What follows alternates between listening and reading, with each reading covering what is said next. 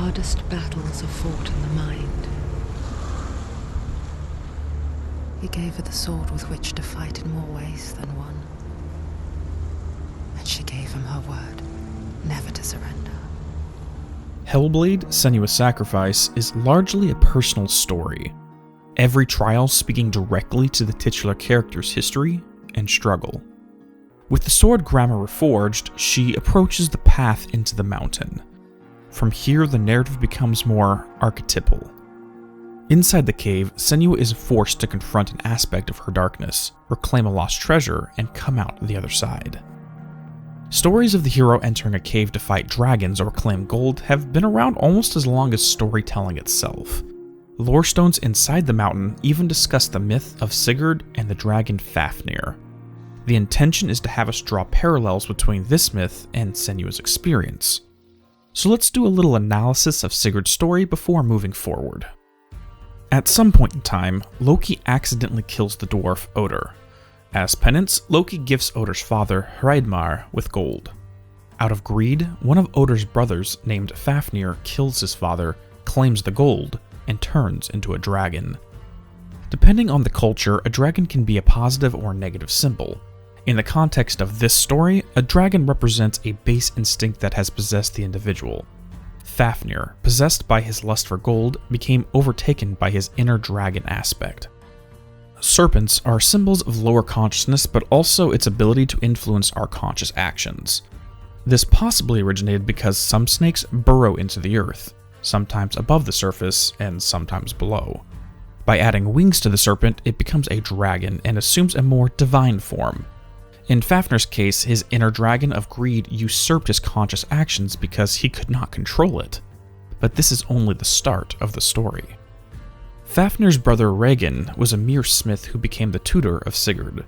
Regin coveted the gold stolen by his brother. However, he was too fearful to enter the cave and confront the dragon himself. After reforging the sword of Sigmund, Sigurd's father, he convinced the man to slay the dragon for him.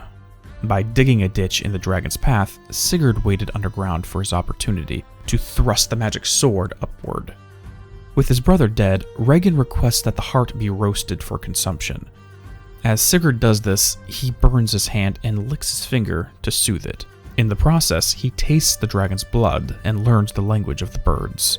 Because of this, he discovered Regin's intention to murder him and take the treasure. After killing the dwarf, Sigurd eats Fafnir's roasted heart and gains the strength and wisdom of dragons. The question here is, why did the cursed gold turn Fafnir into a dragon while Sigurd remained human? It is because Sigurd was able to slay the dragon, the symbol of his own greed. He was able to control this base instinct rather than let it consume him as it had with Fafnir. In literature, slaying the monster is usually a sign that an inner aspect of the individual has been confronted and can now be controlled. Before this can happen, though, the hero must choose to enter the darkness of the cave and find their personal demon. As Senua enters the mountain, she is almost immediately confronted with a voice that calls itself her shadow. Along with it, a new mechanic is introduced. Way back during the trial of the labyrinth, Senua enters a different cave and carries a torch to light the way. However, the entire path was safe. Here, inside this mountain, danger lies in the shadows. Anytime Senua leaves the safety of light, an unseen presence begins to stalk her, hunting her, desperate to dig in its claws and drag her into the depths. In order to navigate the mountain to the other side, she must carry the light from torch to torch and create a path of safety throughout. As we discussed during the Labyrinth trial, this shows the descent into the unknown recesses of the psyche. Some things that are repressed are here for a reason, things that are too terrible to confront, things that were thrown into the pit of the mind due to some great trauma, things that we fear to even look at. The beast in the shadows represents something horrible that hides in the depths of her mind, a guardian that prevents her from looking too deep. Something that lashes out the moment she steps outside of the realm of everyday consciousness. In order to make it to the other side, though, she must brave this danger. The scene in front of the gate is an archetypal experience detailed in Campbell's monomyth, the hero's approach to the innermost cave. This is the part of the story where the hero stands in front of the dragon's cave, unsure if going inside is a good idea. Every great endeavor requires risk. During this phase of the hero's journey, we take a moment to ask ourselves, is the reward worth the risk? Maybe the possibility of financial loss is not worth investing in a business startup. Maybe the fear of rejection stops you from asking that special someone out on a date. Maybe the fear of the dragon keeps you away from the gold waiting inside. The approach to the innermost cave is when we wonder if we are okay with our current position in life, telling ourselves there's nothing wrong with where we are, that we are happy as is, that maybe the thing you really want is something you're not willing to risk everything for. If the seeds of these thoughts are allowed to bloom, it is no different than running away from the dragon out of fear, leaving behind Fafnir's gold, or becoming like the dwarf Regan, coveting the treasure you are too afraid to attain, twisting your heart, polluting it with envy for those who were brave enough to confront the dragon and claim the treasure.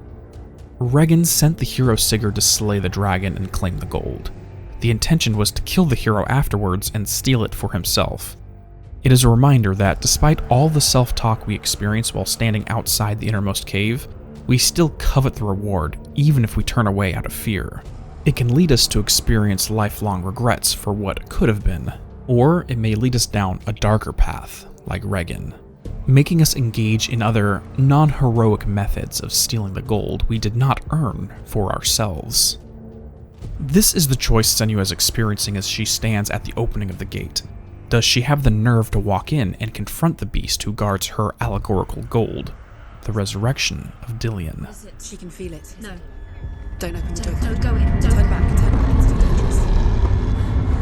What's in there? Get back!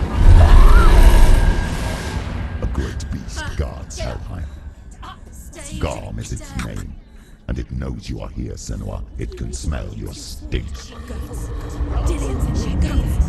Run. Stay in the What are you lights. afraid of, Senua? How will you save Dillion if you are too much of a coward to step into the shadows? They can't stop me. Then do it! Run.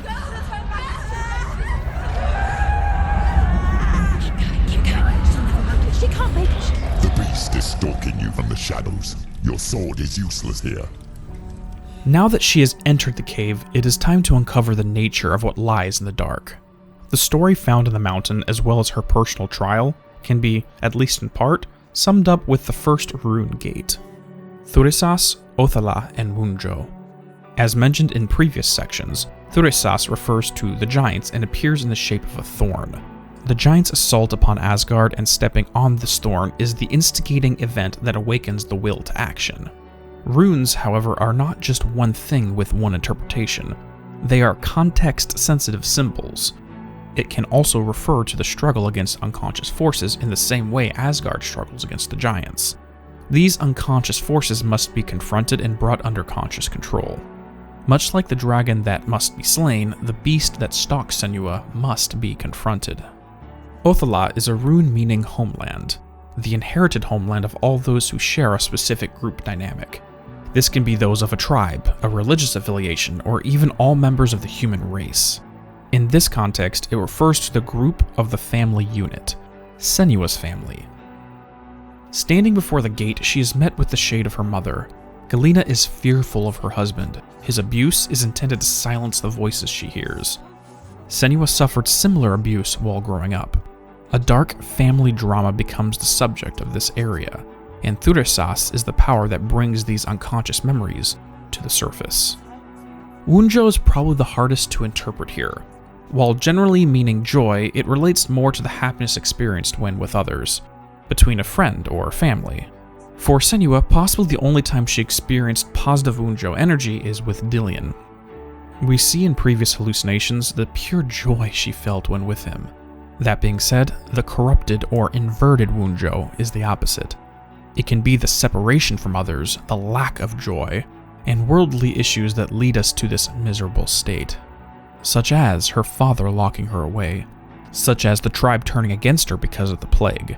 The trial of the tower shows the dual nature of Wunjo that Senua experiences. After all three runes are uncovered and Senua opens the gate, all lights go out. It's a trap. The beast is coming. Stupid thing. In the attempt to escape, the bridge collapses and Dillian's head falls into the chasm. In this moment, she has a second approach to the innermost cave experience. Does she give up on Dillian and leave safely, or does she descend deeper to reclaim her treasure? During this moment, she recalls being thrown into a pit by her father, imprisoned when her psychosis took hold.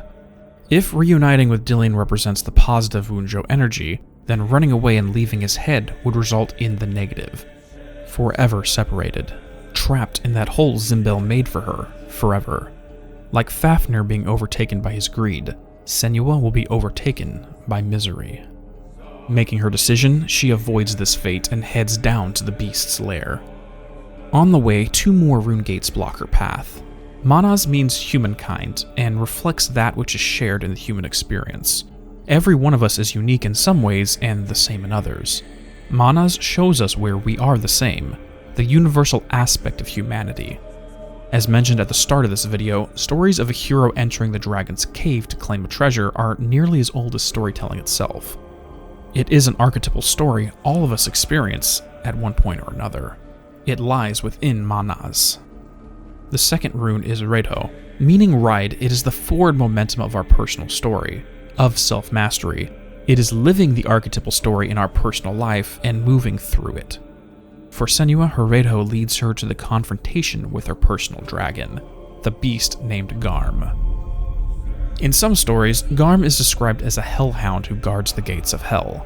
One interesting bit is that Garm resides in the Nippehellir, otherwise known as the Nippa Cave. From now on, we can presume the inside of this mountain is a stand-in for the Nippa Cave. For Senua, Garm is the embodiment of many things, her fears and her misery, that of her personal darkness, and the voice of her father. By fighting and defeating it, the shadow no longer bars her path. All this time, I wanted to protect you from the truth that would have destroyed you a long time ago. But you have conquered your darkness at every turn. You deserve to see behind the veil of darkness. Take me to He the wants mountain, her to trust him. as deep as we can go. I won't stand in your way. Just like Sigurd defeated Fafnir, takes his gold, then eats the dragon's heart to gain its wisdom and power, Senua's defeat of Garm allows her to reclaim her personal treasure, Dillian's head. In addition, the shadow voice is pulled under her control. It agrees to stop blocking her from secrets that she had repressed. While it speaks, she climbs up out of the pit, preparing to leave the cave with her treasure in hand. Now that she has passed the guard dog, only one more trial must be passed before meeting the goddess of death. That is to cross the final bridge and come face to face with one last guardian, herself.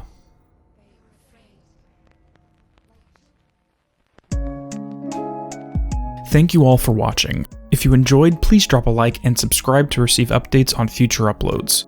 If you would like to help support the channel, a Patreon has been set up and the link is in the description below. Have a great day and peace be with you all.